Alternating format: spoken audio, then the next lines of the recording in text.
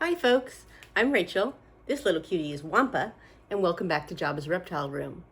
So in today's video, we're going to be back with Quasimodo, the Partho Black Dragon. It's been about a month since I have worked with him. I got really sick with a really bad sinus infection, and then Paul had some vacation days, and it just didn't line up. So the previous video that I did with him, or the previous session that I did with him about a month ago, we did take video, but it didn't come out great. So in today's video, you'll see that we're moving him onto like a cat tree perch area where he can sit and eat and be interacted with outside the cage. We did start doing that last month, but again, that video didn't come out great. Since it's been a month since I've been able to come and work with him, he did regress a bit, and I know Paul was definitely wanting a little bit of extra help with him, which was no problem, and so we did. As you'll see, I think we have made some pretty incredible progress. Where are you going, mister? And so yeah, let's watch and see how it goes.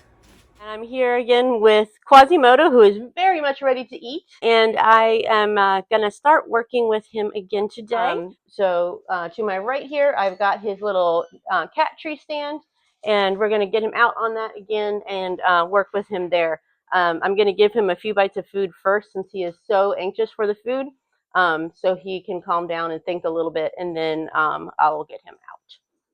All right. Goodness. You just snapped it up. Nope.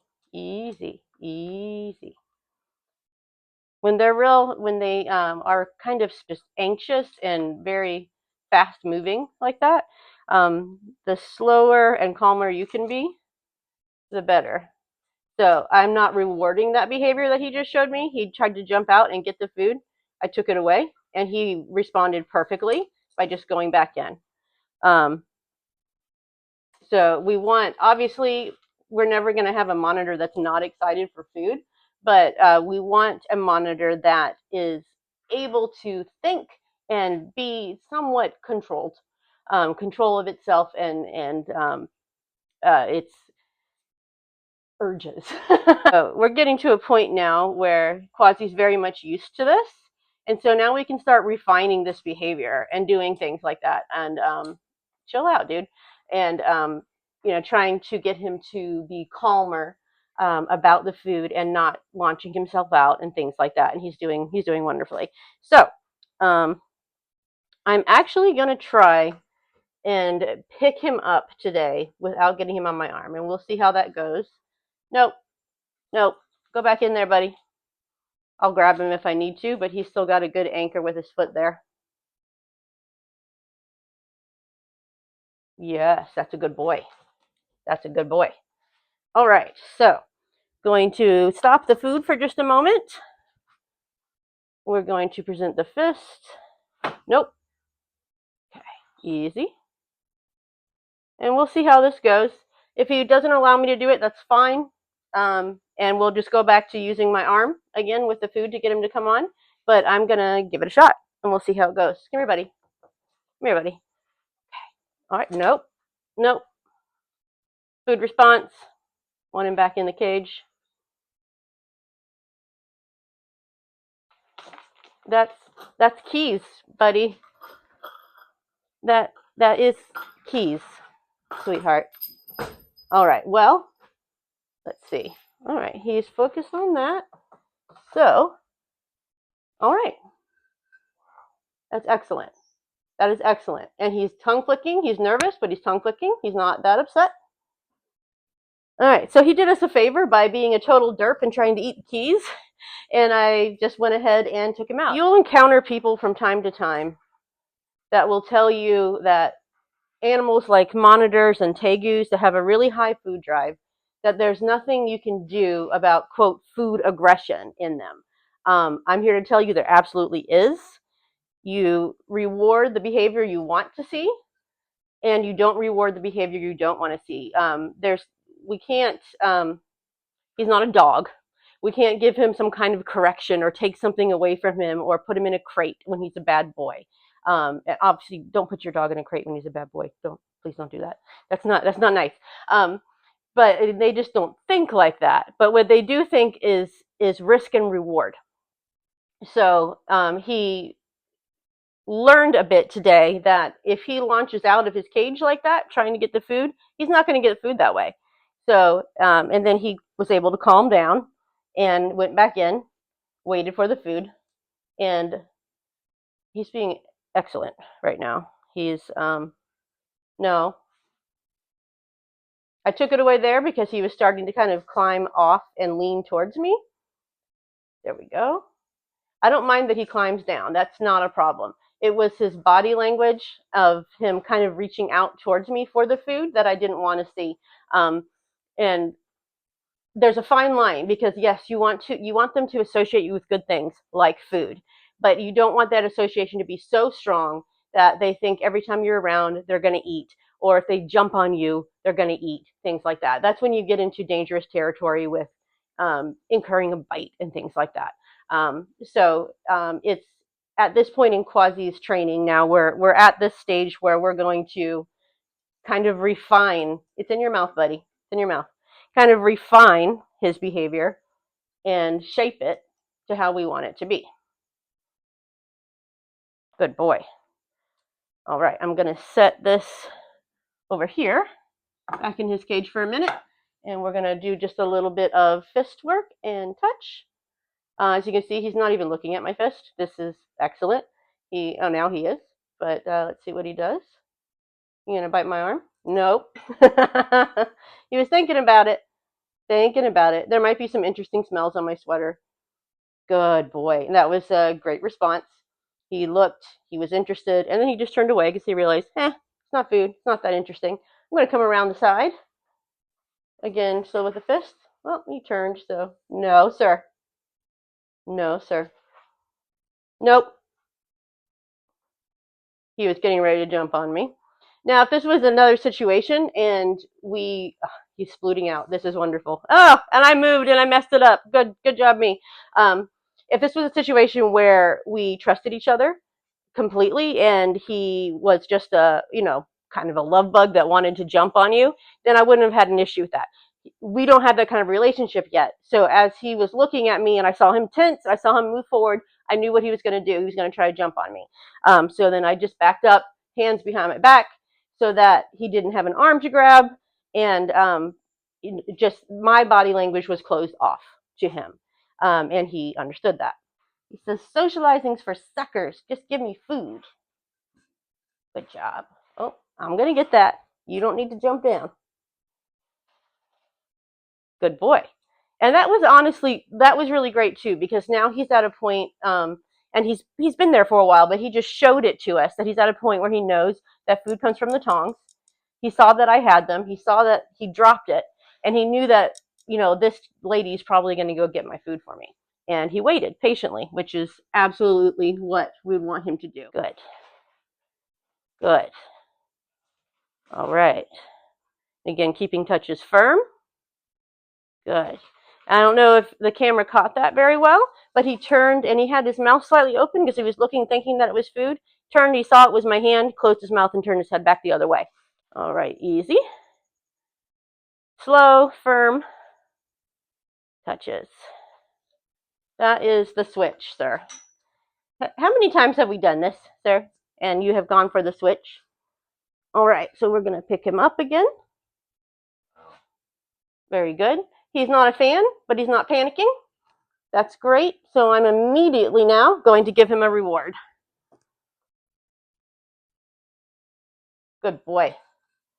Do that again. There's one more for you. Good. Good boy. Good. There we go. Wow. Good job. Confident. Scoop. All right. And he's struggling, but not too bad. And I don't have a super firm grip either. I'm letting him move as he wants to. I do want to get my thumb out of there in case he turns around to bite. Very good. Very good. Excellent. Excellent. All right, you get another treat for that, Bubba. Hey. Hey, you. You're such a little dork. You know this? You know this? Oh, good job. You stand up high. Do your dinosaur trick? Yeah, good job. I'm a dinosaur. Rawr. Good job. Good job. All right. Good boy. No, the camera caught that. It was a similar situation. He turned around to eat, saw it was my hand or my arm, and turned back away, which is excellent. We are just making wonderful, wonderful progress here. We got Dexterina behind us being quite the pest and making lots of noise. Dexterina was named Dexter, and then Dexter laid eggs. So the joys of monitor keeping, they are not easy to sex, that's for sure. There are people who have it down, but it takes a lot of time. Yep, good boy. Good boy. He's still very keyed into movement, which is completely fine because even though he's keyed into it, he's thinking now. He turns around, he sees that it's my hand or my arm, and he says, "Oh, okay, she's just going to touch me, or she's just going to pick me up." But this is not food. This is a person. Stop biting the switch, sir. Quasi is a good boy, and he is a smart boy, but he's probably a few fries shorter than other monitors are. Right, bud? All right. All right. There we go. All right. So that was actually a really good test. He was trying to climb down. He was hanging on tight, and he got a little freaked out when I went to pick him up, but he still allowed it. Freaking out now. Not freaking out really at all. He's just struggling a bit. Look at this. Look at this. I could almost give him a kiss right now, but I won't because I like to keep my lips. Yes. What a good boy. You can still see in his eyes that he's a bit nervous, but he's no longer struggling. And again, as I was holding him like this, I was holding him somewhat firm, but I wasn't putting much pressure. If he struggled enough, he could have easily gotten out of my hands. And I just wanted, I wanted him to feel safe in my hands and not forced in my hands. Good boy. Man, he just loves his little cave. And again, like I said at the beginning, when you have one that is as food motivated and as excitable and fast moving as Quasi is, the slower, calmer, and more deliberate you can be, the better. Because that is going to translate to his behavior 1000%. As you saw when he was in the enclosure, stop it with the switch, sir. As you saw when he was in the enclosure and he tried to jump out to get the food because he was overexcited, I backed up, stayed calm, fed slowly, and he responded exactly the way that I wanted him to, and I hoped he would. So even though he's a few fries short, he's still more than capable of learning and growing and trusting. Aren't you? Yes. And I'm in big danger of falling in love with him now. But that can't happen. No, it cannot. Because Miss Rachel has enough big lizards in her life. Good job. All right, I've just got a few more here.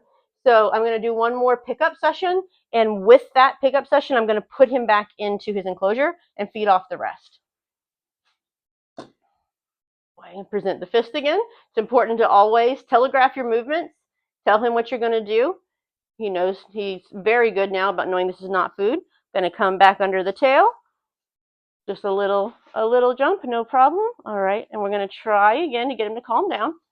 Again, I'm just barely holding him.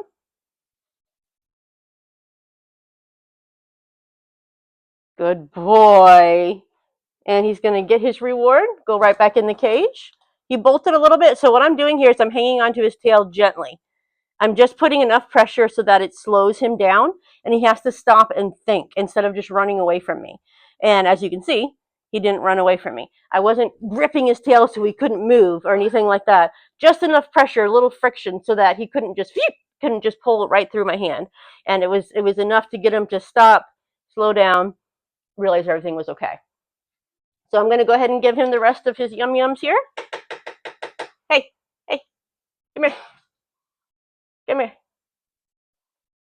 Good job. Good job. Well, I am so pleased with this today. I was hoping it would go half as well as this, and he surpassed all my expectations. And I found that with these guys, with monitors, with big lizards in general, um, they're so much more capable than you think they are. So much more capable. And then if you build that foundation and then you take that risk, you take that leap, it's like something magic happens. It really is. It's like something magic happens, and this relationship begins to form. So that'll be it. You did great, my man. Yes, you did. Don't ruin it now. Yeah, good boy. All right.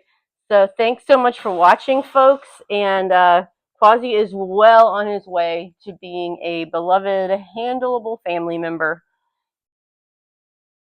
Yay. Wasn't that amazing? Even Wampa is impressed by that, aren't you, buddy? I was just floored. I was blown away by how well he did.